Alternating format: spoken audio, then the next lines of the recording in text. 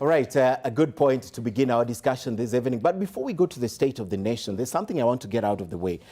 Today, there was a court ruling on bail application by the governor of Samburu. I like just to weigh on that, gentlemen and ladies, to weigh on that. The fact that he was given a 150 million shilling bond with the surety of the same amount, or 100 million shilling cash bail. Let me begin with Jennifer.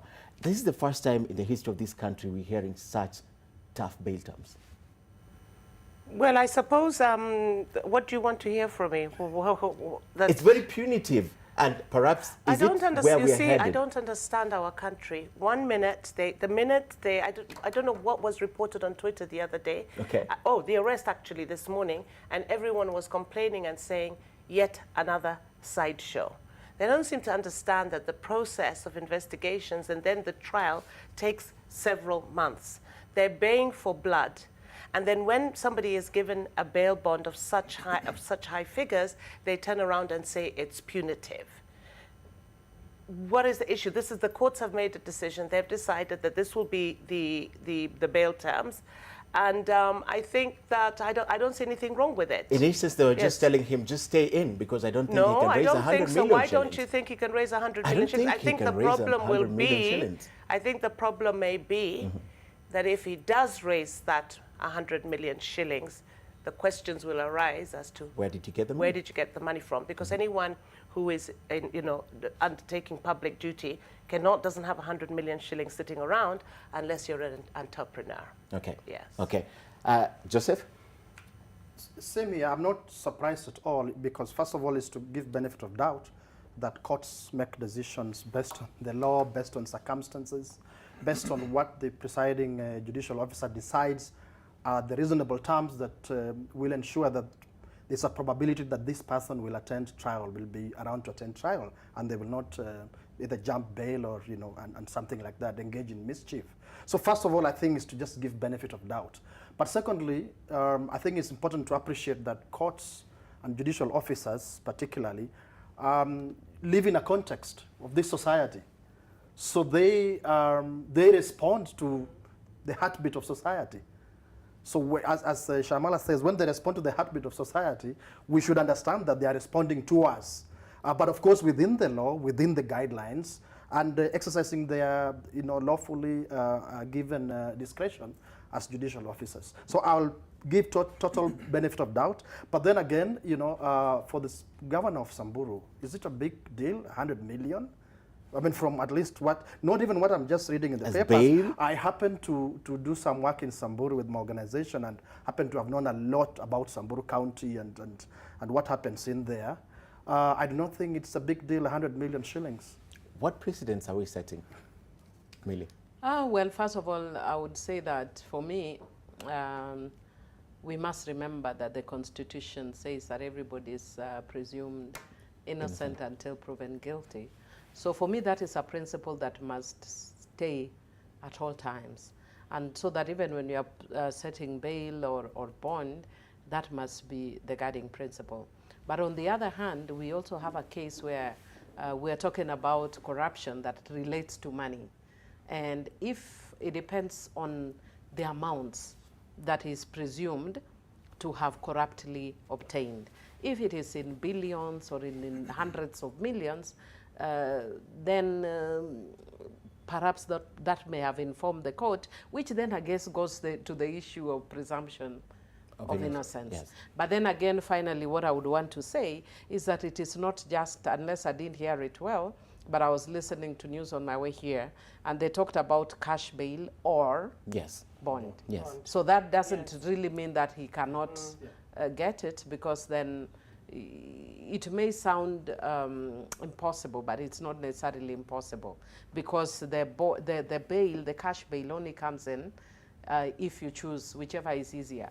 If he doesn't have the cash, then somebody can stand, can give their friends who have, property worth that. It's just that he may be in waiting, for a while. I think it's all, sorry, but I think maybe the courts are also thinking, if you look at the public pulse, as Simeha says, that people feel like it's a circus, that you're arrested and you're given a cash bail, and within 1 hour, because people always expect that, so within an hour of your being arrested, you already have the cash bill and you posted it and you're out. And you're out. So it's more like you're telling people mtadu.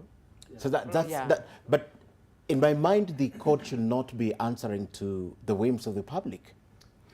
Actually, there are three scenarios in this whole matter. Scenario number one, perhaps the court is bowing to the pressure of the court of public opinion, where people have been complaining that, the accused persons have been getting quite reasonable bail and bond terms previously on economic crimes. And perhaps this time around, they really wanted to hear again what the public will say. Scenario number two, perhaps the court is also feeling, okay, this pressure we are getting, from both sides, the executive and all those angles, we equally want to join the war against corruption. And from our end, let's throw it back to the prosecution. We are going to give you those quite unreasonable bail and bond terms. We want to see what you're going to provide for us in terms of, any other material or mixture they want to use against the accused persons. And finally, number three is towards the executive, perhaps to silence the executive. Okay, you've been complaining that you're releasing these suspects on quite lower, bail and bond terms. We now want to throw it back to you. Let's give it 100 million trial. Cash bail was actually 100 million and 150 million shillings, million bond, surety of the same civil amount. Looking at it, and I'll tell you, I want to be on record that in 1 or 2 weeks, that bail and bond term will be reviewed. It's quite, it's not just punitive, it's a bit very high, and considering the amount of money that was purportedly stolen. 2 billion shillings. Was, initially the amount in question, according to the court papers that I've been able to see, unless, okay, I can't really confirm the authenticity, but it's about 83 million that are, which was just directed to the petrol stations. Exactly. That was just one. Exactly. Yes, but there are the houses. You remember the houses were raided and all. You see, yeah. What the issues that I've been seeing, with our prosecution and the DPP, they've really been trying and doing a lot of work. But there is this tendency of hyping, the crowd and everything, hyping the public opinion, the public court and everything. But at the end of the day, what you bring in court is very different. Okay. And perhaps they are so excited that somebody is inside for this amount, for this whatever unreasonable bail and bond terms. But I'll tell you that as the sun rises, that will be reviewed. Even before the sun rises, they are planning to go to the High Court to challenge that Exactly. already. All right. So let's move on, unless you have something to add on this, because again, one of the disturbing things about that ruling is that he cannot access his office, even if he manages to post it, right? The he challenge, cannot work technically. The challenge with that is that it sounds very good when you are not on the other side. It sounds very good that, you are now given some very punitive bail and bond terms. But we are forgetting Article 49 that, gives you a right to have reasonable bail and bond terms, unless there are compelling reasons to deny one a bond. So it's more or less like denying one bond. Because essentially, my translation of what happened in court today is you have to be inside as we conclude the investigation. Exactly. All right, let's move on and talk about the state of the nation. In about 2 days or less than 48 hours, the president will be delivering yet another speech, complying with Article 132. Kenya has been described several ways: haven of corruption, den of thieves, home of politics, and stagnant economic growth. All that in one country. I'd like to begin with you again, Jennifer. The way Kenya is seen right now, do we even have the moral standing to talk about corruption in public forums, to talk about politics in public forums? Because today we say one thing, tomorrow we're saying the other one. So ahead of the state of the nation, do we even have the moral standing to talk about these things? I don't know when you say Kenya has been described, where it was being described, unless it's by Kenyans and in the Kenyans, and yes. in the Kenyan newspapers. And that's not necessarily bad, because it's good to critique yourselves and not become vain. But if you go onto the World Bank site, for example, you will see that Kenya is one of the most promising countries in Africa. Its GDP is growing in leaps and bounds. Yes, it slowed down in 2017 for obvious reasons. Its index, International Index for Ease of Doing Business, has leapt 19 slots. It's now number 61. It wants to be in the top 50. It's gone from a low-income economy to a middle-income economy. Against that backdrop, yes, do we have a right to talk about corruption? If we don't talk about it, who will talk about it? We must self-critique ourselves. Okay. And also recently, in fact, the president on Friday launched the report on the peer review that was done of Kenya, the second review of Kenya. And indeed, the issues that were recognized, not by Kenyans, but by foreigners, were issues such as corruption and what they described as politically mobilized ethnicity, the issues of gender parity. So yes, it's good to critique ourselves. It's good to review ourselves. It's good to be reviewed by our people. And yes, we do have the moral standing to stand up and discuss it. Because when you say, do we have the moral standing, you're saying that I don't have the moral standing because I am corrupt personally, which is not the case. But why do we have to wait for outsiders to give us a good review? Because that's not what Kenyans say. But we're not wait. The review was not done by outsiders. The review You've mentioned World Bank about our economic growth. Yeah, I've mentioned World Bank. Yes. That's one stand. But the peer review is a review where you're reviewed by your peers which are Africans. Yes, it's an African mechanism. And they've reviewed us. And you were saying, and now you're saying, why are we waiting for outsiders? But your question was actually, do we have because been you brought it up. You said, because you brought it up. Yeah, but you said, Ken, we have been described as corrupt as this, and I was answering your question. I was telling you, no, World Bank has said this, and the peers, our African brothers and sisters are saying this. So I was only answering. All right. Osoro, something, do we have, as a politician, we're looking at the state of the nation, and I bet you to the last count that the president is going to speak about the same things on Thursday. You know, we are speculating what the president will be saying. We are not very certain of what. There are so many issues that, Kenya needs to, or rather the president or the executive needs to handle, other than corruption. In as much as, we are only speculating because of the recent happenings of, advertised corruption. What do you mean advertised corruption? I mean so because to date, we haven't seen any person convicted for these charges of corruption. We've only been seeing people tried. And clearly, rules of natural justice define that, you are innocent until proven guilty. So they're all innocent per se, but outside there, in the court of public opinion, we all know that these people are corrupt. So, and this is what I've been saying, every now and then, that while supporting the work that is being done by our very good DPP, I think it's now about time that we start now doing these things differently. We want to see convictions. We do not actually go to the media when you've secured a conviction of a person. Go to the media when you've recovered the amounts of money that has purportedly been stolen from the public. These are the things of saying, we've nabbed some people from Barclays Bank, we've taken them to court, they've been given cash bail, and we talk about it on social media, on our newspapers. It just creates a wrong perception of our country by any person who comes to this country. But in the real case, when you look at the court papers, the pleadings in the court and everything, no substance. There is no substance. And that is why you've heard us say that perhaps some of these statements of corruption could be used towards, or rather they are placed on matters political. And they're not really like... You sure the president, we are preempting the president, will not hear corruption again?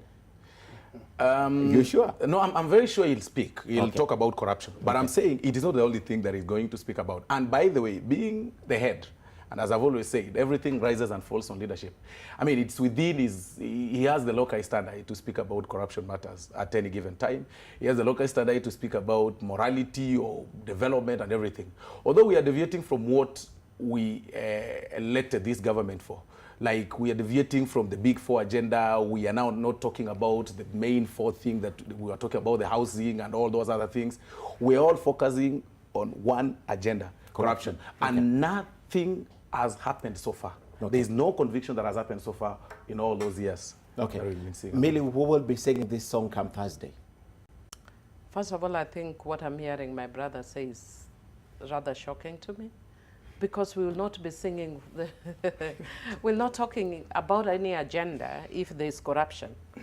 I don't know how you're going to be able to, deliver on the agenda if there's corruption. And for me, the fact that there are no convictions does not mean there's no corruption. I am very strong on human rights. And for me, I always support everybody's rights to be, you know, presumed innocent until proven guilty. So for me, then anybody who is accused is not necessarily guilty. Including the governor that was taken to court today, is not guilty. He is only accused. And through the process of, you know, the trial, it may turn out that he was actually guilty or not guilty, or we might actually discover that there are other people who are guilty, so we are the wrong person, so we need to nab the right person. But I think also the public has a right to information, whether right or wrong. Exactly. So we cannot say that let's wait until the convictions. Let you be accused, whether falsely or wrongfully, but let the public know. And for me, what I would want to say that every single Kenyan knows that right now you can hardly do anything unless you release money. You know, it's almost come to a point that even if I want to drink water here in Nation, probably next time you'll ask me for some money to drink this water. That's how bad the country is. And really, and if you don't know that, then you are probably the only stranger in Jerusalem. Even to go to church nowadays, you have to give some money in order to be prayed for. Honestly, this country is sinking. And I don't know about whether we have moral authority. Every day when I wake up, the only thing I can tell you about is I'm kind of tired. Because every day you wake up and you watch news, there's always negative, negative, negative, and 1, corruption, 2, corruption, 3, corruption, 4, corruption. And if you deviate a little, it's another sexual and gender-based violence. A 4-year-old was raped in Same by the teacher. And if you move away from it a little, corruption. We must take the country back. There's too much. And my concern is that we have normalized corruption. Okay. It's no longer an ill. Maybe we should actually just bring a law. We should just bring a law called the Corruption Acceptance Law. Then we just made You're it. in Parliament. Yeah. Because the way we are operating now, it's like we've normalized it. And it's it's very okay. concerning when you hear people say, but why do they keep on talking? Other countries have been involved in scandals, and not just dealing with governors. If you look at the United States, there was the Watergate scandal, where there was this agent, an FBI agent, Deep Throat, who was releasing the information to the media. Trump is being analyzed by the media day and night. Netanyahu is facing a corruption scandal. You don't hear them saying, why are they giving the information to the public? I think that the public absolutely have this right to the information. And why is it always the presumption that anyone who goes to Kinotti's office is guilty? When he says he has summoned people, I think the assumption is has a case to answer, not guilty. Or has already been presumed guilty. How do we not know that these people are actually going there to assist with investigations? Why is the assumption that everyone who goes to see through those gates has gone there because they're going to be charged in a court of law? Because, Jennifer, not everyone, not normal people like you and I go to Kinotti's office. No, we do. I've been to Kinotti's office go to make a complaint, and I've driven through those gates before Kinotti And you may be called there as a witness. And you may be called there as a witness. So what are you asking us to do? Let me listen to him. Then yes. Yeah, what I just want to add to what my colleagues have said is that I think there's a huge tendency to look at corruption only from a legal dimension. When corruption has, corruption and related crimes, economic crimes, have many dimensions, and therefore to fight these offenses, crimes against society, as I call them, you have to use many dimensions. I do not think that we are ever going to use the judicial system and win this war. I mean, it's not possible. So therefore, for me, many times when I hear people say, including Kenyatta and others, say that do not politicize, I actually say politicize. Just politicize in the right way. Give it a political cost. Let it be costly politically as it would be in any other way. So that right now the cost we are heaping on it is the punishment that may come your way if you are successfully taken through the judicial system. We do know that the judicial system has tried its best, but it also has its challenges, including the same corruption that we are talking about. So I think in our society, the more information comes out, the more we talk about this, and hopefully the more we can persuade every Kenyan to put a price to this beyond what we expect the DPP and the DCI to do, so that we also, at our level, play some role in punishing corruption in some way. Okay. Because, I mean, let's face it, it's not only when one is taken to court and evidence that the standard judicial process requires given that you prove that there is corruption. You do not necessarily have to be taken to court. We happen to know that there are people out here who are looting, who are corrupt, but no police officer, no DCI officer, no DPP officer has ever reached them. But does that make them not corrupt? Exactly. In my opinion, they are actually corrupt. Okay. It's just that they've not been taken to court. So we can't, in my opinion, must not use that as the only standard and as the only weapon to fight corruption. And that shouldn't be that. In fact, if you go through a judicial process and you even succeed, that necessarily it means you're not corrupt. Okay. It just might mean you are smart. Okay. Yes. Do you know the two understandings, before I come to you, Mheshimiwa, the understanding of Kenya today and her understanding are completely parallel. Did you realize in terms of what she sees Kenya as and what you see Kenya as? Because at one point she agrees with you that it's depressing to watch news. And at one point, that's what she says, she only hears positive side of this. No, I didn't say that. Your question, Ken, was, do we have you so only, you know what, we can't look at life in silos. And going back to silos is the issue when you read that statement on TV, that 16 billion, was it you told 2.26 billion can do a lot of money, why are we doing this to 6 billion do shillings. Yeah. The 6 billion, Well, actually, it's very good, because now when you're registering people and using biometric data, if you saw today, they have discovered that there are 5,000 ghost policemen who are being paid 1.8 billion a year. No, million shillings. No, it was, but a year. Let's talk about it a year. A year, yes? it's a billion.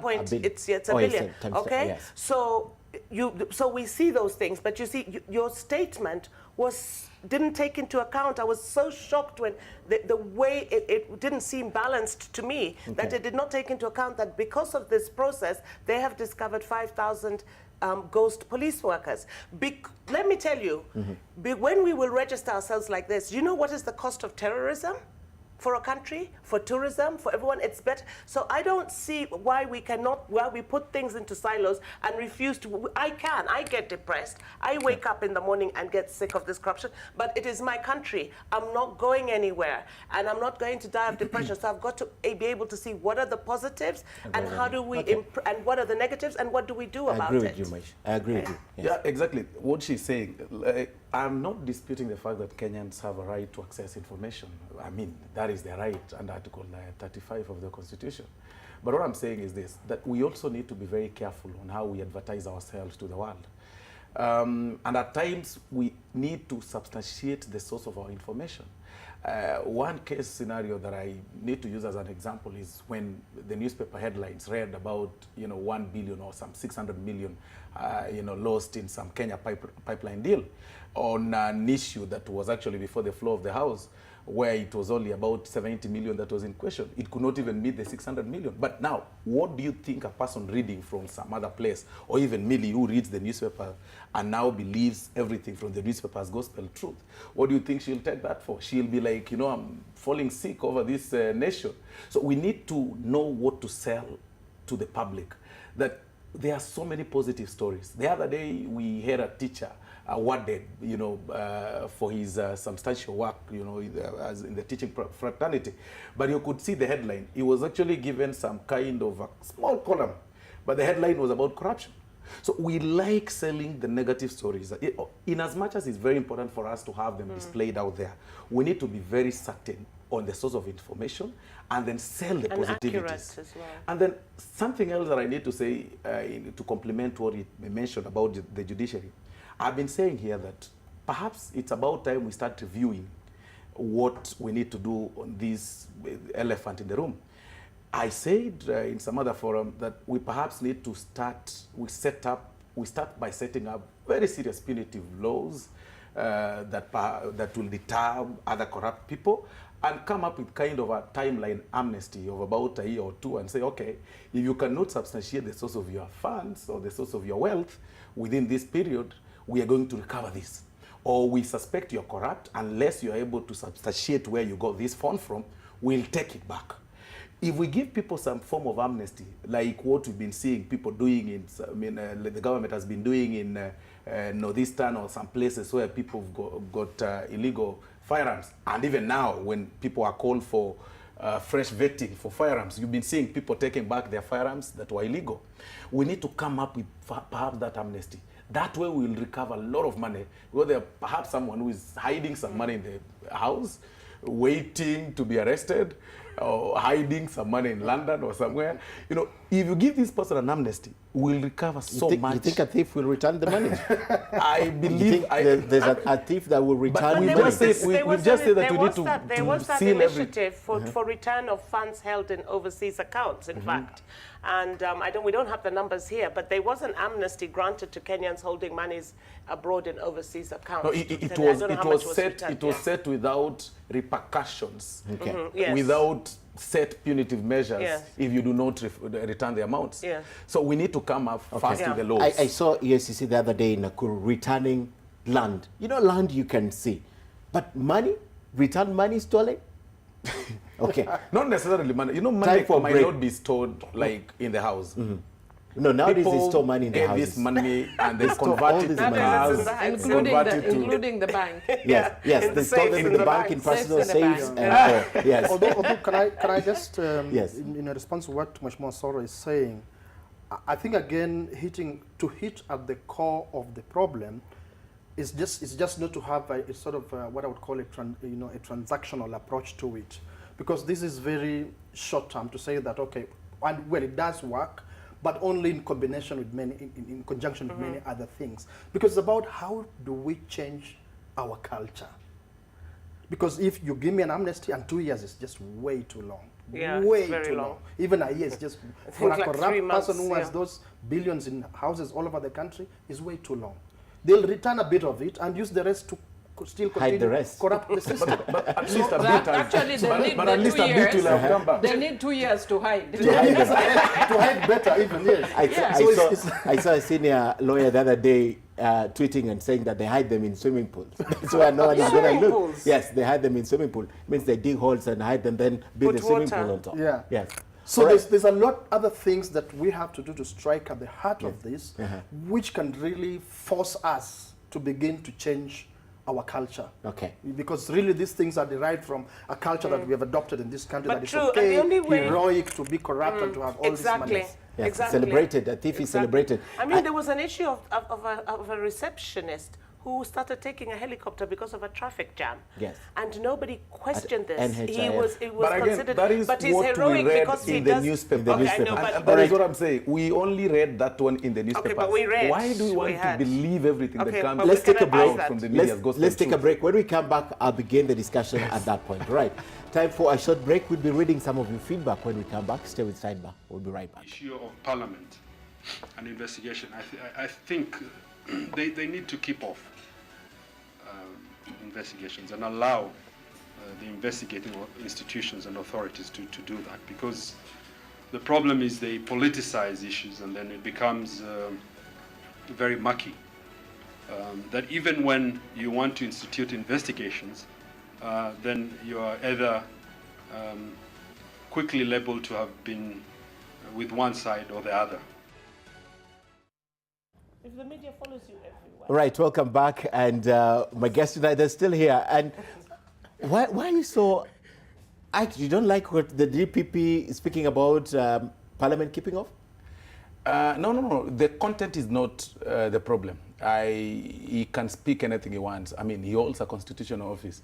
My issue with the DPP is that he needs to keep off the media. I mean, the gentleman needs to work. He needs to be in court. He needs to do his work. Then and where make do sure we that get he this convictions. information that you're talking about? You get the information from your journalists in court. There are matters that are ongoing in court, not words made or statements made by the DPP. I mean, why all over the media? Why? But he's not though. It's not his He's- private media. It's the media. It's like saying the media has to keep off Kim Kardashian. We- They're the ones who are following.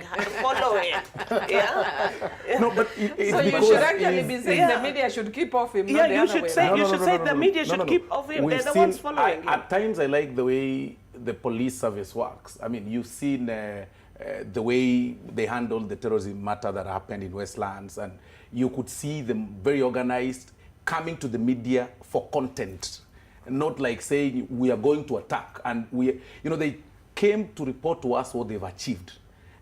I mean, talking to the media is not bad, but come and tell us what you've achieved, not what you want to achieve. We are tired of these talks, keep off this and talking tough. I mean, why do you talk tough? Then you get 2 papers in court.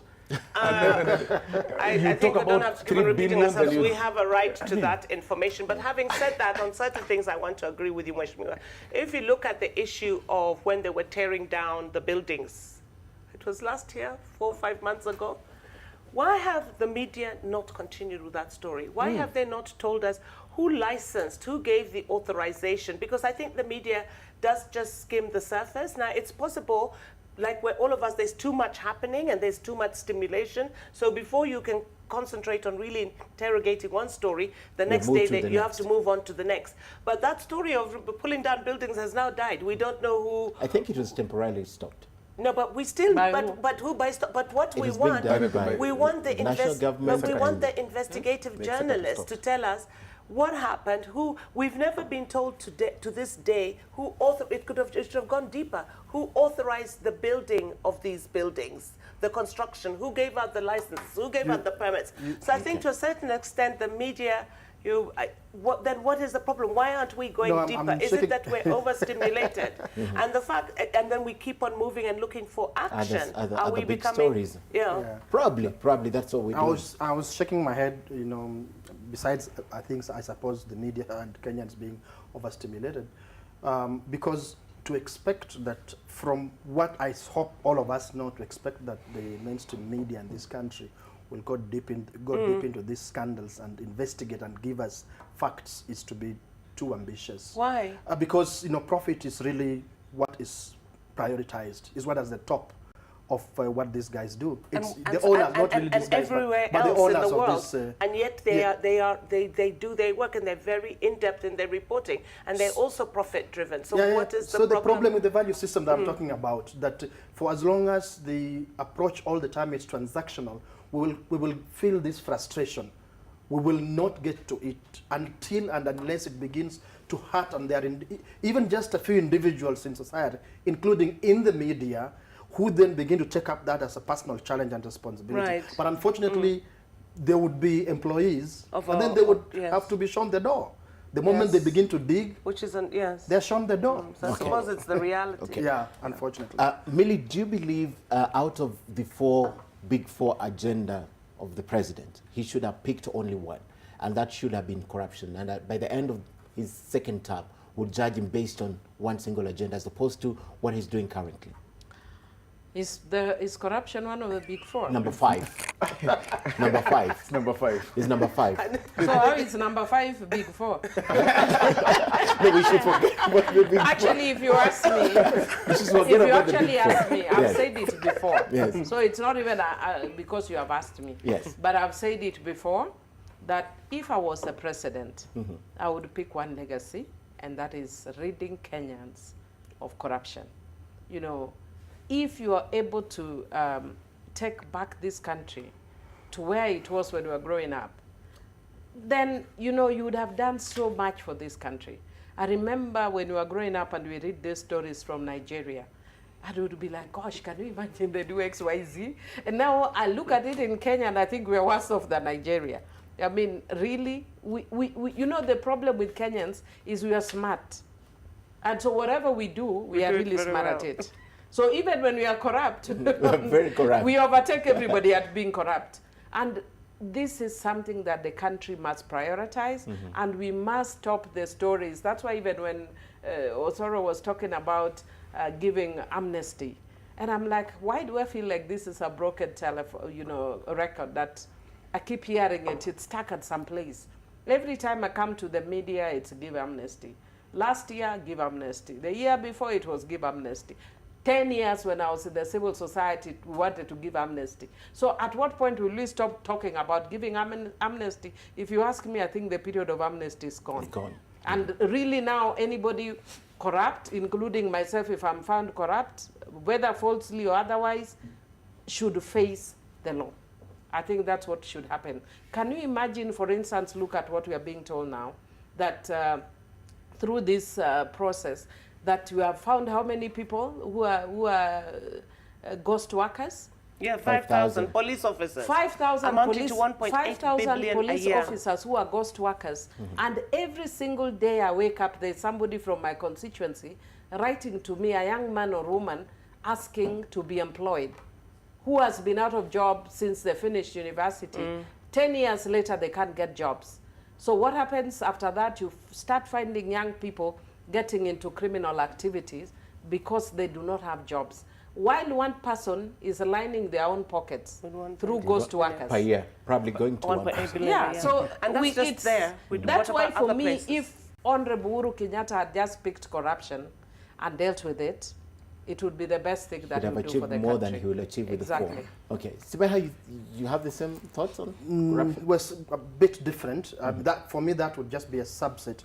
I think what Kenyatta calls the big 4 to me is not really a big anything, because these are things that Kenyatta should leave to county governments to deliver. On a very serious note, if Kenyatta had wanted, you know, in spite of what happened in 2017, 2018, and especially after the handshake, and he had wanted to turn a page and do something really dramatic and fundamental for this country, he would have, this is why I was stealing your constitution, he would have just gone back here and said, just hold on a minute. Have we tried to implement this constitution faithfully? Because the biggest failure in this country is not, you know, that we have failed in water and whatnot and so on, is lack of leadership and governance. Because if he takes this constitution and picks bits of it, even not even everything, bits of it, picks particularly Article 10 and says national values and principles of governance, and says, you know what, this is what must happen in this country, and give sufficient resources to counties to do these things of water and agriculture and housing and so on, and stop you know, trying to terrorize people like me who is close to 50 years. Maybe I'm just left with 3 years on my contract, and you want to begin to deduct money for me to get a house when I have several houses. Come on, leave these things to counties. You have several houses, Go to this constitution, fix the problem of, well, provide leadership for us collectively as Kenyans to fix the problem of leadership and governance, the failure, tragic failure of leadership and governance. That would be the national leadership that I would like to see from someone in that office. But these other transactional developmental things, that's why we have counties. Can I ask something? Yes, go ahead. But even as you are saying, it's a bit different. But when you look at national values, is corruption not at the heart of national values? Yes. Because if you are able to deal with the issue of corruption, then it will set in place every other aspect of our national values. Actually, about integrity, about you know, all the things that we are talking about in our national values are being eroded because of corruption. When you say let President Uhuru go and give the counties more money, he will give them more money, and then where will the money go?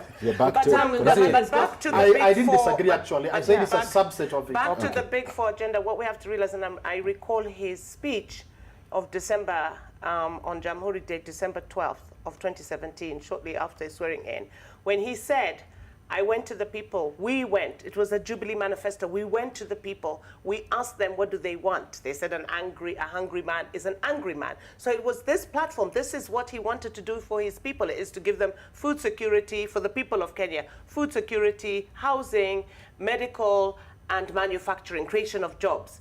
Now, does he need to be derailed by this? It's like saying that today we have a roadmap for Kenya, and now that we had dusted, let's leave everything else and concentrate on terrorism. We must go on. We must go on with all these other things. Now, be able to realize these dreams, these aspirations for Kenyans. Now, you may have 3, 4 houses, but there are Kenyans who would like to own 1 house. And to be able to realize this, it doesn't mean he can't also, parallelly, the Jubilee government also fight the war on corruption. But Jennifer, and the big 4 agenda. Now, what I'm saying is, in the event that it is not possible because he's focusing so much on the fight on corruption, and he does succeed, and by the end of it, this country, we have a complete 360-degree turnaround, like they have done in Malaysia and in Singapore, then we will have said it is well. You know, have secured your legacy. I think it's a matter of interpretation. Because if you do, I believe what I'm insisting Kenyatta should do, or whoever is in that position should do, you create an enabling environment in which we achieve goals to do with water, with food security, with housing, with health care. And I say again, that's why we've created devolution and counties. That's why we've created, we've dispersed powers from the center to independent commissions and other institutions. So all these regional development agencies and so on and so forth. So that these things, it's not as if it's the president who delivers development. The president should create a leadership and a form of governance in this country that creates an enabling environment in which we thrive and deliver these things for the country. Not for him to make it appear like he, as Kenyatta, or the presidency, as they call it, will deliver these things. And so they run around the country opening taps and then saying they're giving us water. I think I tend to agree with him to some extent. Actualizing, fully, I think. No, to some extent, because what he's doing is assuming that Kenya is 100 years old. I mean, I think we are getting there. Where I agree with you is to the fact that we need more money in the counties. We need to strengthen the county governments. We need to grow the county governments. And that can only happen if we form serious laws that perhaps will create some very serious retributive measures against any corruption or any funny deals within the county government. You know, it will get to a time, and that is why I keep saying that even the BBI, the Building Bridges Initiative that was constituted by His Excellency the President and Right Honorable Raila Odinga, is just moving around and taking opinions, and there is nothing that will be actualized if we do not strengthen our county governments. Because if we give money to the county governments, perhaps 70%... But what is the relationship between county governments and BBI? The relationship is this. Our people have this tendency of coming together and saying, let's work together just before elections, or perhaps immediately after elections. But when we are close to the election time, we get back to our tribal cocoons. We get back to our thinking that this is the person based on, you know, our tribes and everything. And coming up with all these opinions, you know, we want regional, we want that. Those are the views they've been collecting. And for me, they need to get back to the constitution. Raise the stake for the county governments. It will get a time where it does not matter who will be president of this country. As long as we've got a lot of money in Kisii County, we have a lot of money in Tharaka-Nithi County or whichever county. He's actually already giving views to the BBI. And I'm saying, it will get to a point. It will get a point where we do not have these things of, you know, we are fighting, or rather the president is coming to give us development because we voted for him. I mean, it will not matter. I'll get development without the president. And that is why we'll... But the county government's already doing that. The equalization fund is already doing that. They are doing that the issue with still a percentage. Remains corruption. On your news this evening, I remember Turkana being the second county of having overspent in paying its MCAs. Turkana County, which receives billions from the equalization fund, which receives billions as a county. And so we really are putting the cart before the horse. We need to deal with... Yes. That's what we are saying. We first must come up with serious laws, because clearly these county governments have turned to be some enrichment hubs. You know, you become an instant trillionaire or an instant billionaire merely by running a small county somewhere, you know, with chase cars and everything. Unless we come up with serious laws. What kind of law would you be envisaging beyond what we already have? Economic crimes. We need to separate the normal crimes and strengthen our economic crimes laws, come up with serious punitive measures on corruption, especially on public resources. And bail and bond terms. Bail and bond terms. So we are back to... In my opinion, no. Bail and bond terms, in my opinion, is not the solution to getting justice or not getting injustice. Punitive, in my opinion, is setting let me tell you, Ken, one facing the hangman goes round and circles, but the truth of the matter is this. And I think this is interesting because, in a way, all of us kind of seem to be saying the same thing, because I've been listening carefully. But I can tell you, and if you look at countries where they have dealt with issues of corruption, one, there must be serious, dedicated, and focused goodwill in fighting corruption. And I mean political goodwill at the highest level. So the president cannot come forward. In fact, what I love is this statement that he said recently: it doesn't matter whether you are my brother, my sister, my grandmother, and my auntie, and my closest political ally. If you are corrupt, I will deal with you. Now, what he needs to do is to translate that into action. The challenge of the president is actually getting that will to do it.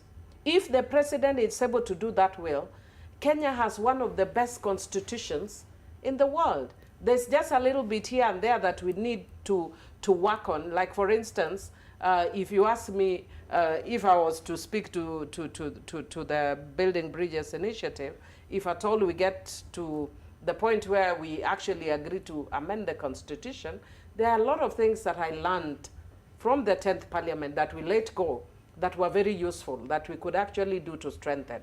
We could, in a working government, increase the money that goes to counties, but only if our counties are working. Under what circumstances would our counties be working? When you don't have one governor, but 10 who are presumed to be stealing, paraded in court, tried and jailed. We are back to the judiciary. And for me, the issue of the judiciary is not just bond or bail times. It's also about the speed with which they handle these matters. If they can fast track these cases, deal with them, get convictions, and if there are people who are not guilty, let them go. Yeah. But if there are convictions, let us have a conviction, so that Kenyans will know that there's a cost. There's a cost to corruption, and it's not a joke. But what the president needs to do, if you remember, I can't remember which year, but when he gave the address to Parliament, we gave him a standing ovation across the board, opposition plus. We gave him a standing ovation. I need to ask this. Yes. Why do you think the president has no will, the in will to do this? I think it's being held hostage. By what or by who? He's being held hostage by people close to him, including political allies, including family members, including friends. And I think the president must know that when you are in a political office like this, it is a calling.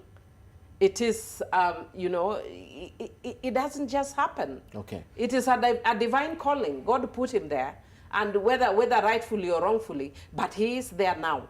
And he's the one and the only person who must be able to deal with that situation. Okay. And he cannot then knowing what you know, Millie, try to be nice to everybody. The only person who has what it takes to deal with corruption is the president. Knowing what you know, do you believe there's a possibility that it's even remotely possible that he'll engage in this war to the end? What I would say is that I am at a position where I can tell you that I have worked very closely with the president in the 10th Parliament. I was with him in a committee, and I think there are people who are taking advantage. I always classify the president into three. One of them is what I call the St. Mary's Uhuru Kenyatta. And they are taking advantage of the St. Mary's Uhuru Kenyatta.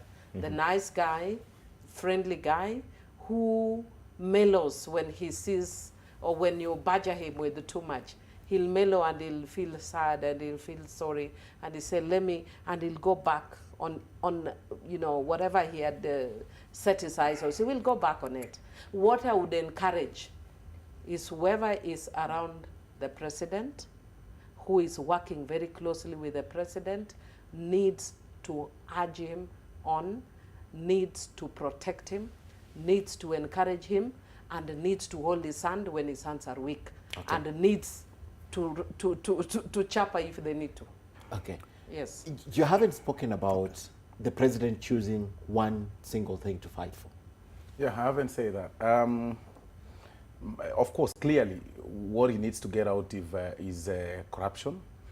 and I'm sure the president has a good heart and goodwill to fight corruption with the laws that we have so far, although they need to be strengthened further. But I think I'll not say the president is being held hostage, but I'll use a different language and say perhaps the president is being a bit soft on corruption, and is very careful not to. You see, we are fighting two things which perhaps, in my opinion, are so interconnected. The president wants to leave this country so united, and that is his vision. But then this corruption thing could be a stumbling block, because it's being again used and reviewed and seen as a political angle for 2022. So the president is actually been met between a rock and a hard place. He wants to fight corruption, but he's very careful on how he chooses to fight it, because he does not want to be like prejudged, or rather seen, or that he doesn't want to sell the perception out there that he's targeting who. And that is what the president is doing. However, there are also some other people who are outside there waiting and saying, okay, he is fighting corruption. Now let's brand this corruption on a certain individual or a certain individual. That is the challenge we are facing, because we are using this corruption politically. The day we learn to separate politics from corruption and just say this is corruption, face it.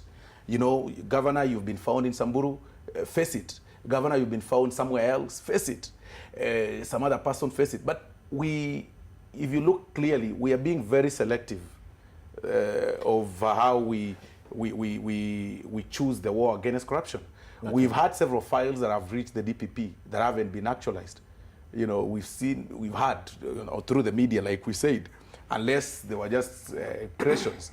But we've been told, oh, this file is the DPP with this amount of money that has been lost in a certain county, but no action has been taken. But there is a perception that is being created. I've been seeing on social media people saying, oh, this governor who is inside was with the deputy president the other day. Don't you then think that we are looking at this war of corruption on the political angle? Okay. Jennifer, do you think the president is held hostage? No, I think that, and the reason I say this, and I want to agree with Honorable Millie, he's essentially a very decent person, and I'm sure, and he's a human being as well. And so there must be also the sense of great betrayals and a lot of hurt and when it begins to dawn on you what is happening. But when you see his recent appointments at the office of the DPP, at the Ethics and Anti-Corruption, at the police, you begin to understand that he's actually not being held hostage. He has a very serious plan for this country, and that the people he has put there, and I don't think it is by accident that all these people seem to come from the security sector. And I say this because, one, they've already passed the highest vetting to be where they were. And once you've passed the highest vetting, it means you can't yourself be subjected to blackmail. So he needed people like that to fight this war on corruption, who nobody has anything on. And so I don't think that he's been held hostage. I think he's definitely in a very difficult situation, because, you know, like I said, there could be betrayals, there could be people very close to you, but I don't think he's been held hostage. I think he's going to deal with it. I think I want to absolutely agree with the DPP statement that was released today, that this is not, these scandals are not Mickey Mouse, some M-Pesa, you went and stole something from an M-Pesa shop. These are huge amounts of money that needs multi-agency approaches to it. Okay. So you can't expect, and then you don't want a situation where you take a half-baked case to court and you can't prosecute it effectively and you get an acquittal. So I think he's very serious. But I think maybe one of the things I would want to also correct the impression that Honorable Soro is creating, that you cannot brand yourself something and then say people are branding you. Like, for instance, if I go running out on the streets and start screaming, I'm short, and then people call me short, and then I can't say, why are you branding me short? So if this is a case where people are branding themselves corrupt, then they turn around. Like, if I can give you the cases of the dams that were talked about, nobody's name was mentioned. And then somebody suddenly comes up and defends the dams with no information. Then when everybody kind of just asks, why are you defending what you have no information on? And then you come out very strongly and you defend and you say it's not this much, it's not only Kenyans are not in a hole. They are guys in this country. They actually see what is said. They see what is in the media, even though you don't want us to look at what is in the media. But some of them will see people speaking with their own mouth in the media, and people will make conclusions because even though most of Kenyans are not employed, but they are very educated. Okay, before you respond. I wanted to respond to this fact of some people coming. You know, Millie is my learned senior, and in Parliament we sit together and we really talk a lot. So I'm very careful on how I respond to her as my senior. I'll say that you cannot just say that someone came out and talked about something without being mentioned. I mean, this is not someone. This is the Deputy President of the Republic of Kenya, who's been elected to speak on behalf of government alongside His Excellency, the President of the Republic of Kenya. I mean, that is not just someone. Number two, we've just been hearing of 21 billion getting lost. Fine. We do not want to be accused, because the matter is in court, we do not want to be accused of sub judice, because we perhaps speaking matters that are in court. But looking at this matter closely, you'll also notice that the other day, the very papers that told us that 21 billion has been lost, told us again the other day that the farm is now set, the construction firm is getting set to construct the very same dam. I mean, so who is who? And Kenyans don't want to believe this part, that, you know, this company is now ready to start the construction process. No, but they were also so the deputy president came and said, yesterday they were bankrupt. Yeah, they were saying they were bankrupt. Not even 2 days ago, yesterday. What is happening is this: when the deputy president came out to speak, what is in question? And he never said that it's only 7 billion that has been lost. He said that every money that has been, every cent that has been paid has got security. Okay. I mean, bank guarantee. But why did the president not become defensive about it? I didn't want to say, I'm giving someone, you know, you are a lawyer like me, but I'm also a literature student. So when I say someone, I don't think I fear mentioning the deputy president. I'm only giving you an example that someone like me can walk out and shout that I'm short. But the deputy president himself came out in defense of a project that he knows not much about, and the president is there, is not defending. So the moment you start defending in this country where people are assuming there's theft, you are basically giving yourself out. You are setting yourself out. No. We need to know. We need to be clear. Okay. We need to be clear how government works. I need to set me on how government has been working. You remember when people were being evicted from Mau? It is not the president, the former president Kibaki, that spoke. They were in the same function with the Right Honorable Raila Amolo Odinga, and it's Raila Amolo Odinga who spoke that. It doesn't really mean that now the president ought to replicate what the prime minister had said. So when you've even noticed that much of the things that have been happening since 2013, much of the things that have been happening in the 2013, they didn't disown Mau, that they were not evicting. They stood by it. William Ruto has been speaking, you know, in several occasions as the deputy president. It shouldn't be news that William Ruto spoke about 21 billion, 7 billion. That is left for the agencies to investigate. Here but he spoke as the deputy president. That apparently was given out before it was fully cooked, because there was contradiction right. The information was already out. The newspaper headlines were reading about 21 billion. Yes. He came out and said, okay, you guys are talking about 21 billion. It's 7 billion. What I know that is in question as the deputy president from the ministers and the PSs and every person that is working with me is 7 billion. And then so a minister straight on had another figure. Yes. Exactly. He was a minister had another that figure. Was not his. But you see now, nobody, even that very minister. Why was he carrying a scarf? Why then can't you say that the deputy president was misled? Why do you want to believe the notion that the deputy president was? Why can't you say the deputy president? What we are telling you is this, my brother. What we are telling you is to do not accuse others when you create a problem for yourself. The deputy president found a skunk, carried it, and then when he was having problem with the skunk, he turns around and say, why are you giving me this skunk? When you find a skunk, leave it. You know, don't grab a skunk. The matter is with the investigative authority. It is with the investigative authority. But even as you respond to this is the idea that Musalia Mudavadi has for President Uhuru Kenyatta in fighting corruption. Wanaambia Uhuru, umesalamia watu, umezungumza mambo ya kusalimiana. Mwaka mmoja ukizungumza, tafadhali funga break.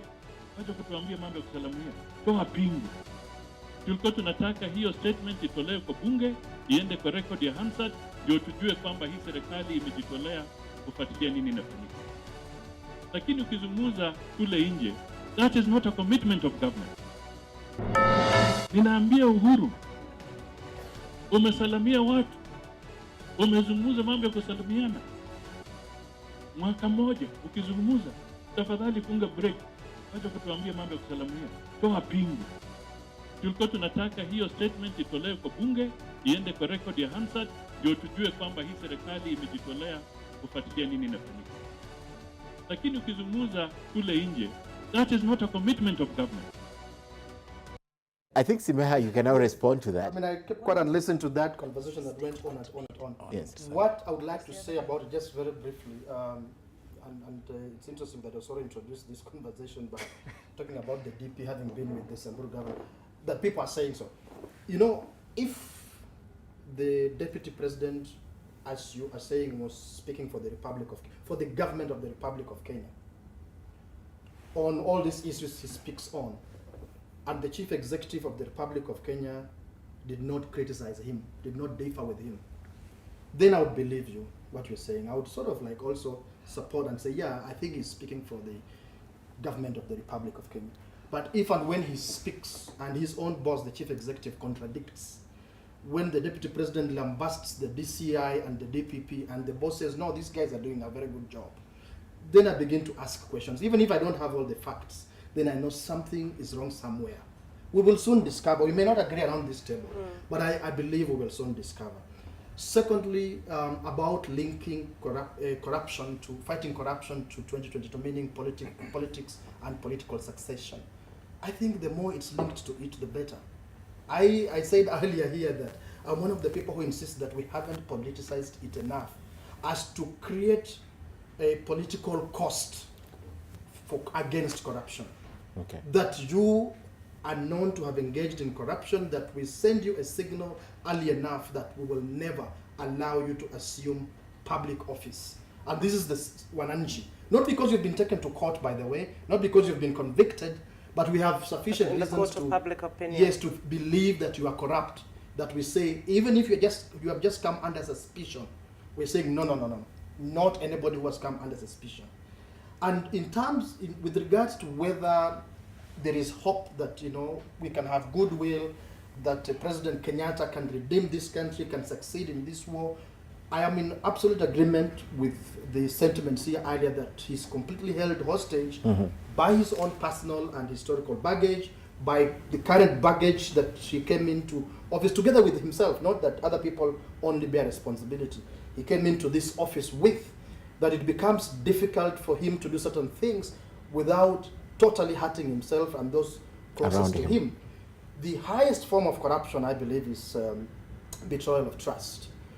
And I give you just one example. I could give so many. Okay. But the most current that we've spoken around this table, the president tells the nation how through this Huduma number that they've actually suddenly discovered that 5,000, I think you said, police officers were ghost police officers. And then? Well, it just happened today. Yeah, I mean, he stops there. There are people responsible for that. Exactly. There are people responsible for that. Exactly. The outgoing IG, the deputy IG, the other deputy IG, and other police commander. Yes. There are people responsible for that. His pronouncements should have gone beyond him sounding like he's complaining like the rest. Can you imagine we've just discovered that the cops have been doing police, and then the president, their commander-in-chief, stops right there. And you don't hear anything, and I doubt that you will see anything. I'm sure they're going to investigate. There's going to be What do you want something. him to do? Let me finish. I do not think we can be sure, given what we've been seeing or come out of Uhuru Kenyatta, I do not think we can have any hope that anything will happen. Beyond that. What beyond his complaining in public? Though I am happy about with him, and even with Ruto, deputy president, they are handing over this thing to people, to the public.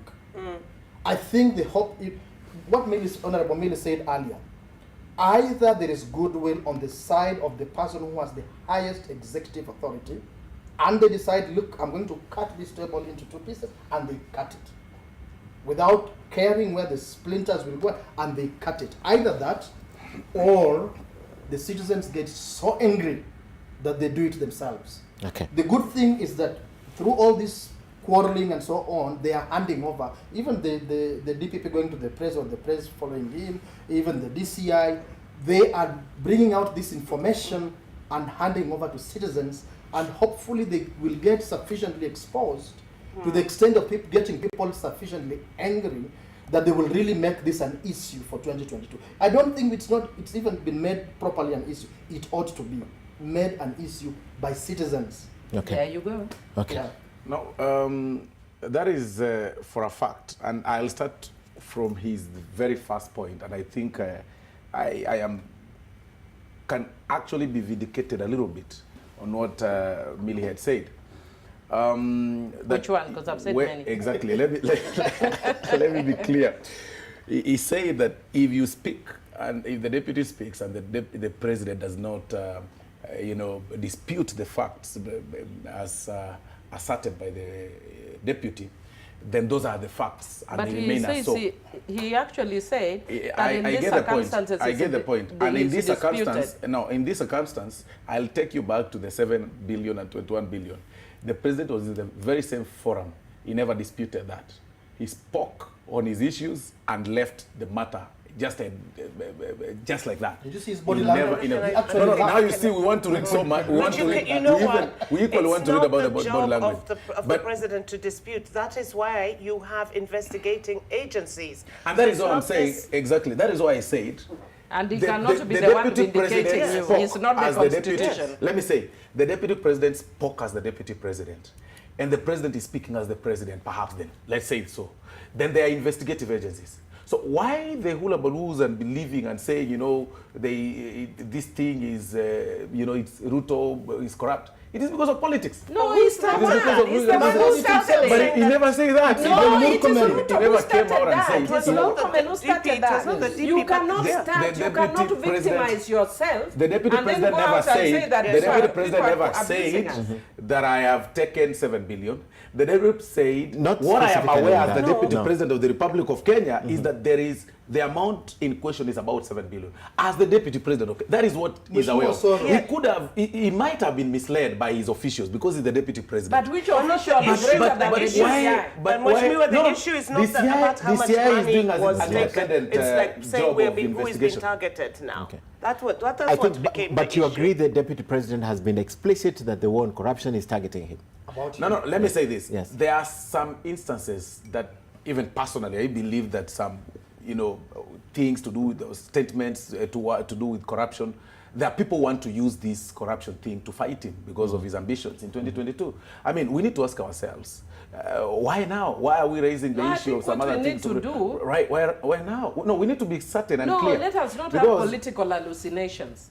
Because you cannot You know, we just say cannot that separate people politics from are this thing. hounding us. We cannot people are separate- hounding us when nobody is hounding you. Sometimes it's about the guilty being afraid. Because you cannot just say you are being hounded when nobody is hounding you. No, You are but hounding you equally cannot maybe sit it's in the your house. conscience You equally that is cannot sit hounding in the you. house and you're seeing someone like lighting some fire outside your house, And you don't and respond. you're like you don't respond No, but because there's nobody you are scared lighting of a this. fire. What do you mean lighting a fire? There's nobody lighting a fire. There is someone It's lighting a fire suspects are being and because of the arrested. succession So- politics. This we can nothing can be further from the truth. So the war on corruption we is agree succession we politics. agree About that succession. we need to fight corruption entirely. I mean, even So the deputy if you are president is found saying corrupt that. now, But we are then saying because this. you are But we are associated saying with the this. deputy president, it will be No, not that way. 2022. Not. I mean, clearly, I'm a small man. You cannot really put me with the deputy president. I'm just a member of parliament. you just said that But the I'm saying governor this. also got But arrested but I'm because he saying was this. seen No, in I gave an church. example. Oh, I'm saying okay. this.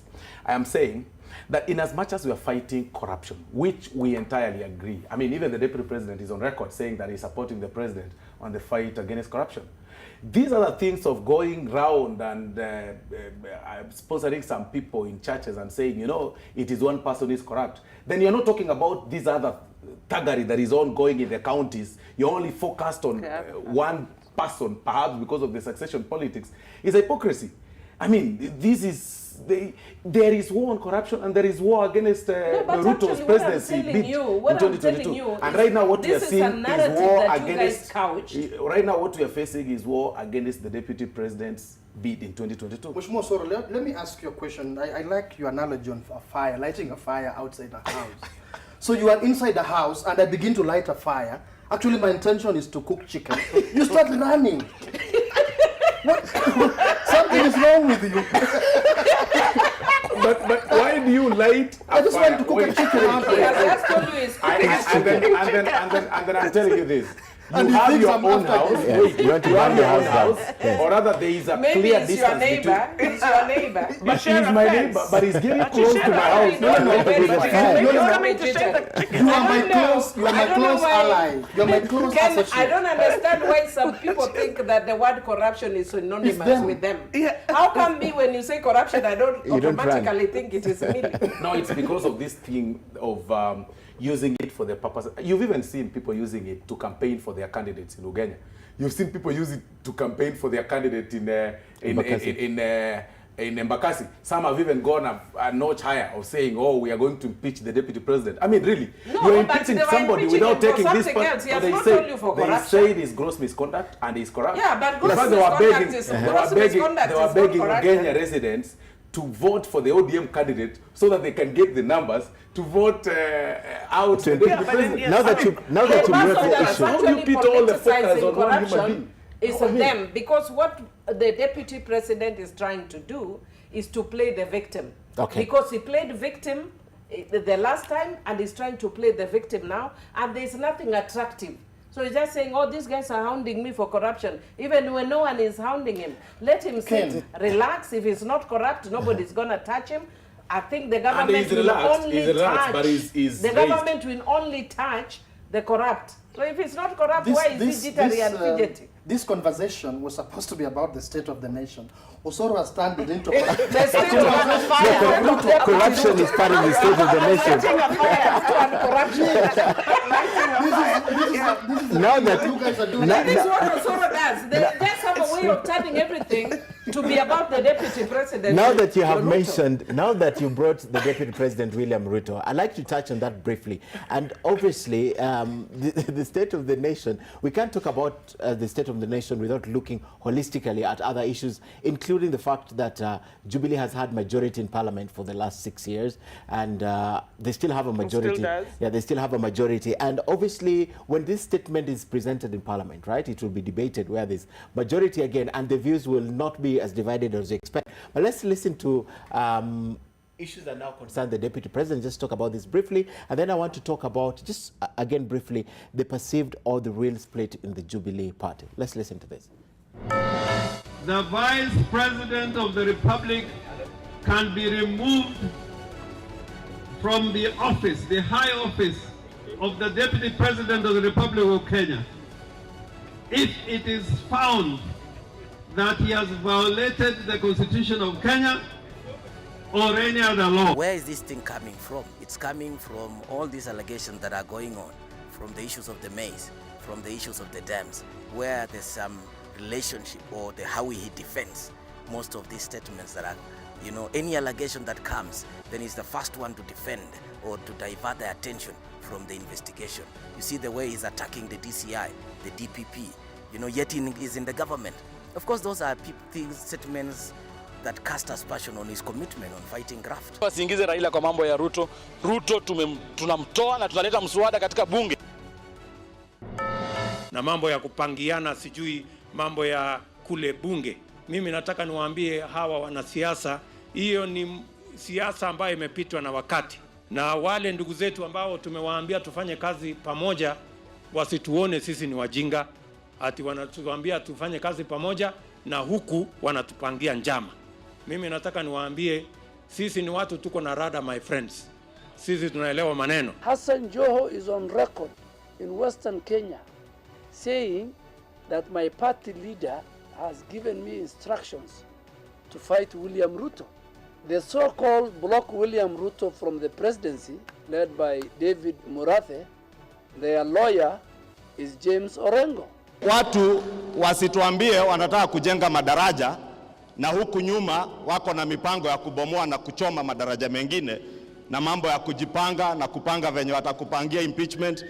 Sasa sisi tumeangalia, tumeona hii watu maneno ya kufikiria ati wanaweza impeach deputy president wetu.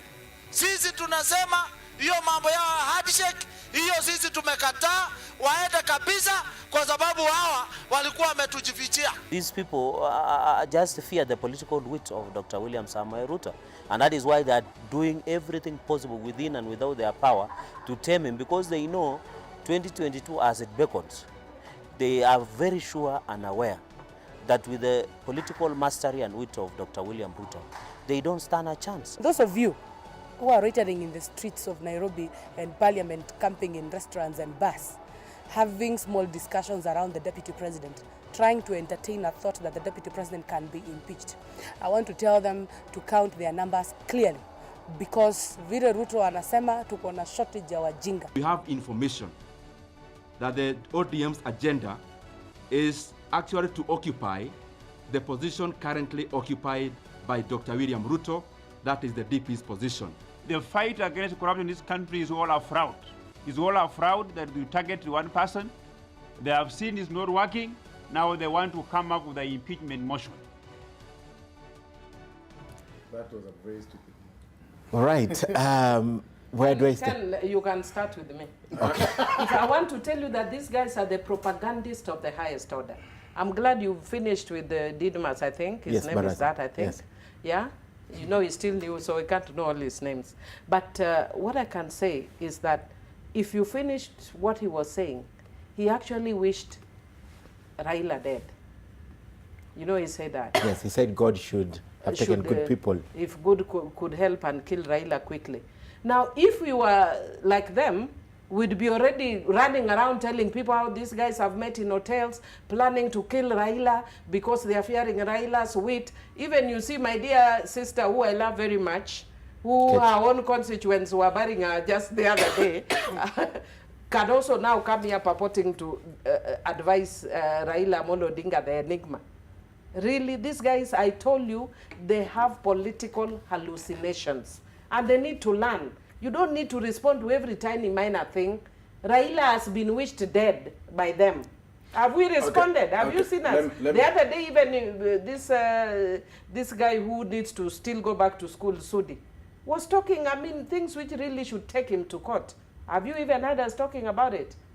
Now we would be going around saying these guys want to kill Luos, these guys want to kill Raila. Sometimes you need to use brains. That is where you guys are basing. You are talking about having wit. Hamuna wit. Okay. Millie is unnecessarily getting emotional. No, I'm not emotional. I'm just passionate. Let me say this. Let me say first that number one, I think the statement made by Didmas to respond to Honorable Millie was, ill-advised earlier, although we misinterpreted it, but he came out correctly and said, he never meant what every person wants to believe. I'm not giving you that. That is what he said. I'm not giving you that. I'm not giving you that mission. Exactly. No. But I've said yes. It was ill-advised of him, and I don't think that was right. But he correctly rectified it. With whether we believe or not, he said that.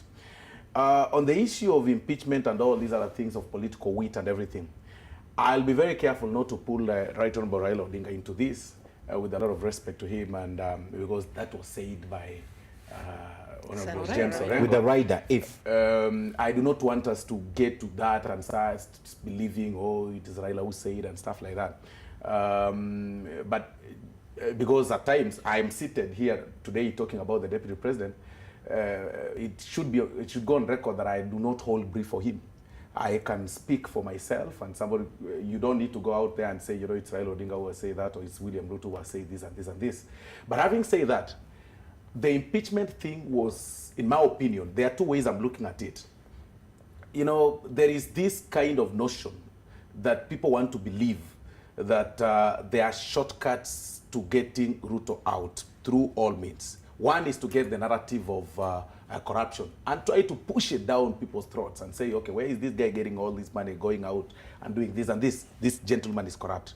With no iota of truth, nobody has been able to be confident enough to go to Karura and offer, information to have him arrested or anything, the deputy president. So nothing has happened so far. So this narrative is being pushed because of 2022. If that narrative does not, pass, the second narrative that was brought forth about the impeachment by Honorable Orengo, there are two ways I'm looking at it. Number one, these people are really facing a lot of political heat in Ugenya.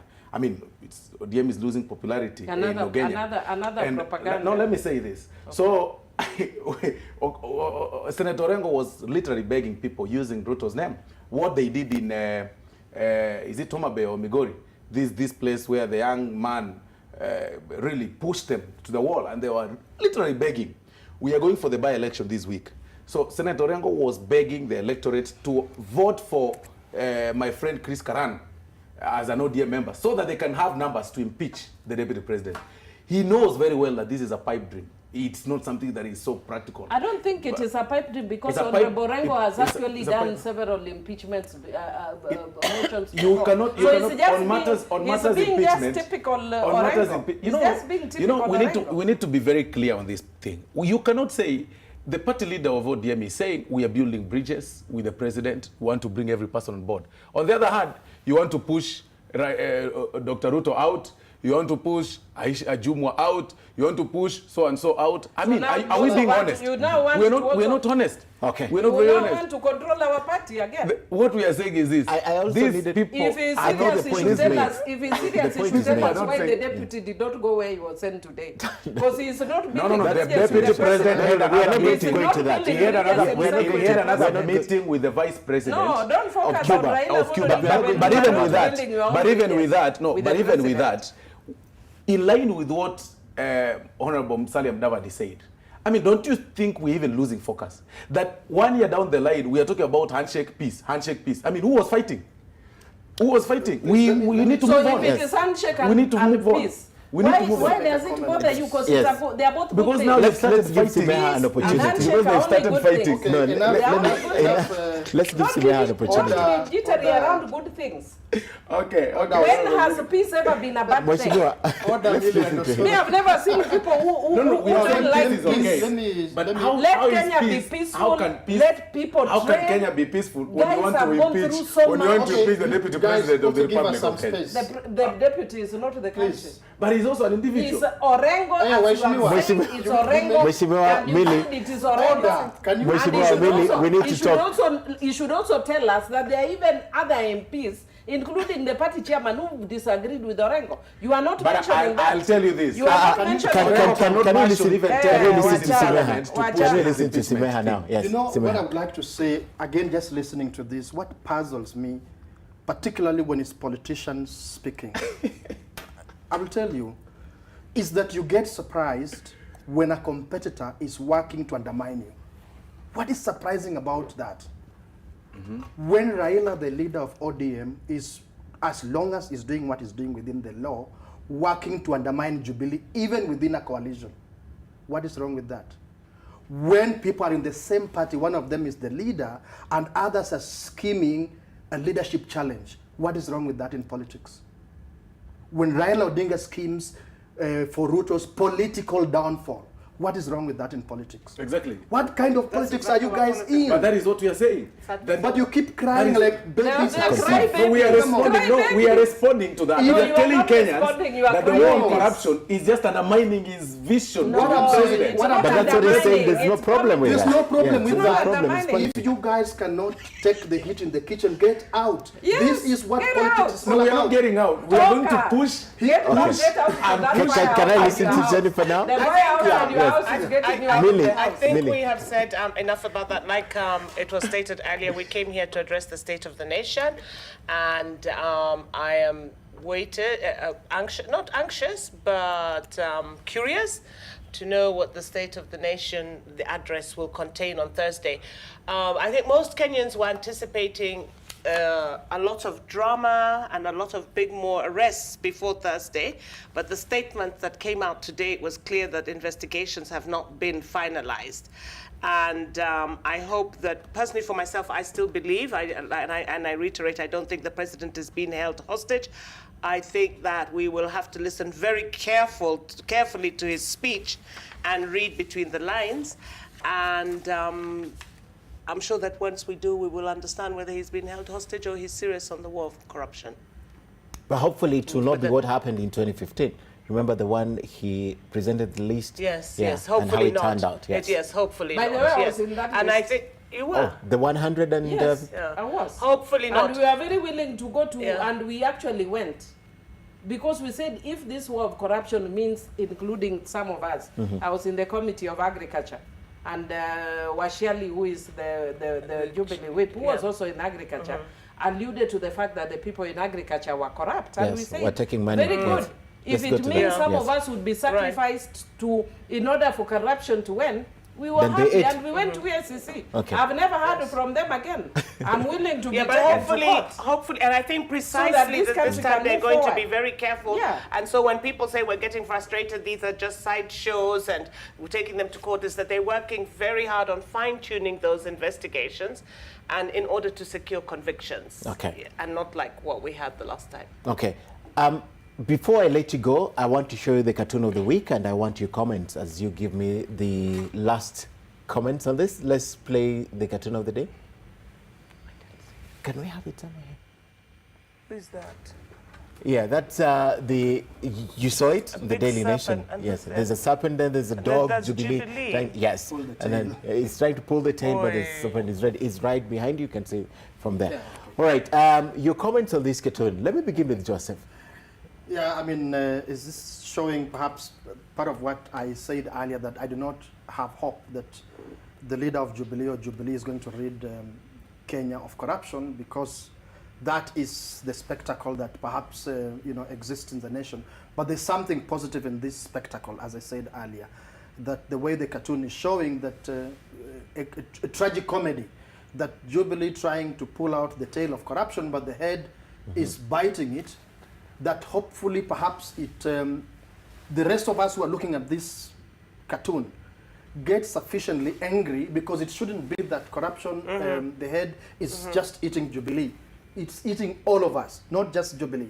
It's eating all of us. That we look at this and we get sufficiently angry to say that we get rid of what we are seeing in this cartoon. Okay. So that what we see next in the cartoon is us as Kenyans who have taken back our country, and are determining who leads us and on what terms. Not these guys arguing and saying that you like it or not, we are going to lead you. Okay, because this is your final comment on the state of the nation, what are you looking? What different do you think we'll get from it? What difference? What I hope, and I really hope, and I hope that this hope stays alive, that the President Uhuru will speak very candidly about what really is, one, the state of our economy, I hope. Secondly, the state of this corruption. As you say again, yes, there are a lot of information out in the public, but we do need some information that he speaks about authoritatively. Okay. Including admitting that 1, 2, 3, 4, putting in numbers and so on. And thirdly, that he should make some decisive statements in terms of how people should, those who are culpable, even just politically, what should happen. Not to cry, almost, I'm again struggling to be polite, not to just complain and almost like, you see what the police were doing. Come on, tell us you found out this, and this is what you've decided. Have a plan, a concrete plan. Show us that you are the commander-in-chief. Okay. Millie, first on the cartoon, and then on I think the state of cartoon the is nation. actually saying what I've been talking about, that the president is held captive. And the president, as evident by, because the bigger Jubilee is the president actually. So he's hitting the tail. His thinking is dealing with the corruption, but he's only held the tail of the corruption. And this corruption has gone through another hole and is behind him. And by that close proximity, it tells you there are people close to him, there are people he works with, There are people very near him, and they're the ones that are about to swallow him. So it's not just about the corruption swallowing, you know, Jubilee. Yes, I want to agree with Semeka, is swallowing the country, but at the same time, because this narrative is being fronted that it is swallowing Jubilee, then they are holding the president at ransom. So that when the president wants to go left, they all scream, you know, wolf, wolf. And one of these days, the real wolf will come and actually swallow them. Because they should not scream when there's no problem. Okay. They should not just be saying things which, you know, like I said before, that they create this narrative of a victim when they are not the victims. We all know that in politics, what sells is victimization. That you run around saying, oh, you know, these guys want to beat me up. Oh, these guys, we are tired of that crybaby now. Okay. And then in terms of the state of the nation, yes. I think for me, the only difference that I would hope for is that, you know, because we have it every year, and the president always have very lofty ideas. For me, I would want to see names. I want to see figures. And I want to see timelines. Okay. That would be a different address for me. Okay. Mheshimiwa? For me, this cartoon tries to create up an impression that Jubilee is struggling to pull the serpent from the tail end. And with that description of corruption and everything, my opinion, what I'll call the opposition is really hitting it hard and getting the target, trying to hit the target. This is a total display of politics, in my opinion, again, because we now do not just have Jubilee. We now have all-inclusive government that involves the Right Honorable Raila Odinga, Kalonzo Musyoka, and the rest. It is now not just Jubilee, but we want to put the failures of fighting corruption on one angle just to focus on 2022. That, you know, Jubilee has failed, and there is an arm. There is an arm, or there is a single arm of government that is there that wants to have this seat in 2022. So they've separated themselves from that. They really feel like, okay, guys, we're not part of this Jubilee. We are only saying out there that we are fighting corruption, but you do not want to collectively. You know, you cannot confuse yourself. We are saying that we need to fight this thing collectively, but now you are saying it is Jubilee fighting it, not us. Okay. And Jubilee is going to be eaten by this corruption by itself. So this is a narrative that has been, this is a narrative that is paid for, and in my opinion, it is, for lack of a better word, it's 2022 politics are displayed, and it's never that big. By the way, we're running out of time. Okay. On corruption is not that big. No, I'm saying it is never that. The way the state we are of the placing nation, it is what different would you want to Are see you just from in another 30 seconds? country? The state of the nation, I think we are really moving very well in terms of coming together. Look the way we are debating soberly without hurling insults at each other and everything. For me, that is an achievement. Okay. But going forward, we need to come up, we need to have a sit down and agree on the best way to fight this corruption without this form of advertisement and display of things, but without actions. And for me, I'll set the challenge to the DPP and the DCI, who I believe the DCI is actually doing a very good job.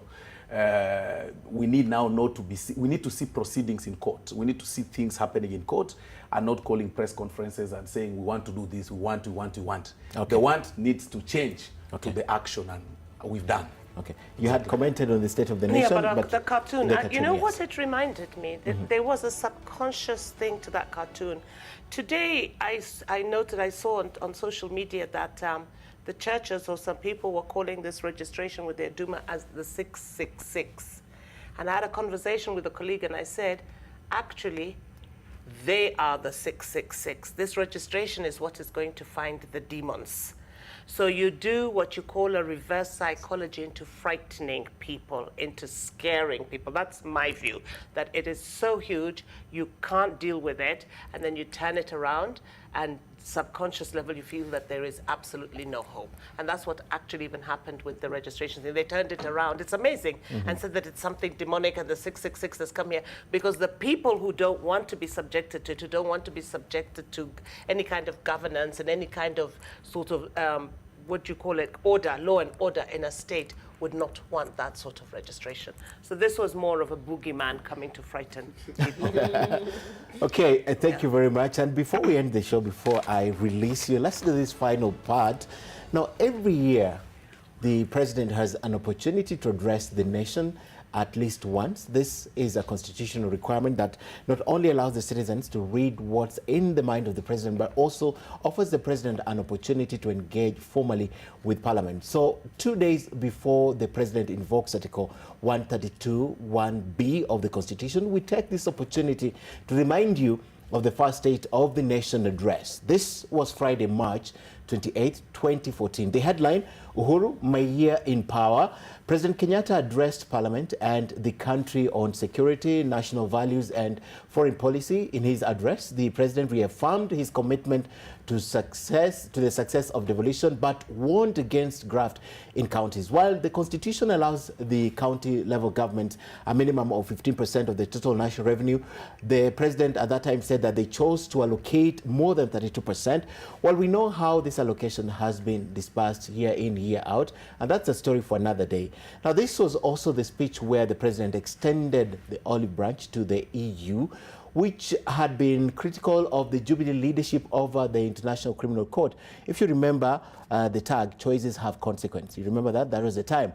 So the president also told us that he expected the economy to grow by 6% in 2014, while keeping the cost of living low through fair food prices. And 5 addresses later, same concerns, same song, and very little to write home about. Even the perceived successes have been riddled in graft allegations. In less than 48 hours, the president will be doing this once again. Our ears are alert and our minds are receptive. A good place to end tonight's show. Thank you very much, ladies and gentlemen, for coming to share with us. And hopefully I'll see the members of parliament on Thursday. I'll be in Parliament in the morning for the State of the Nation analysis, right? So we have a date. We have a date in Parliament on Thursday. Definitely. Yes. Thank you very much for watching. Let's do this again next week, same place, same time. Good night.